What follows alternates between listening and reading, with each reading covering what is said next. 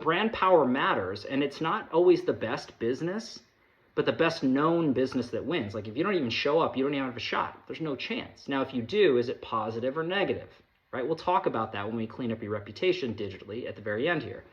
But something that I also like to discuss is perception is reality. Now, there's different brands, product, or services and perception, and there's so many different things that I enjoy in pastimes. One of them happens to be watches. So I use this as an example, and I've got it right here. So I've got a $200 Timex right here. $200 Timex, actually 180 bucks. So 200 bucks. I've got a $10,000 Rolex here, right? So they both tell time. They're both something that you put on your wrist. Now, arguably, this $200 Timex tells time and keeps time better than this $10,000 Rolex. But there's a brand power and associated in the difference. Now, trust me, Timex and Rolex know their client. They know what they represent.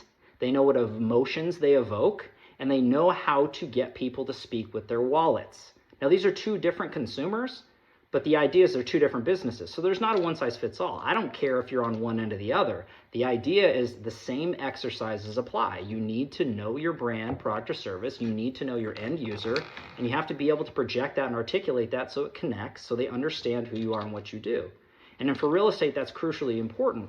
Now, you can take this to another standpoint, right? And you can say the same thing about cars, right? If you can say a Ferrari or a Hyundai. You can say the same thing about hotels. You say Ritz-Carlton or Motel 6. Look, there's not a good or a bad variation of that. Each of those companies serve a client and serve a purpose. But they've all gone through these exercises, and the best brands know this through and through. You can do the same thing for your brand, your product, or service. I kid you not.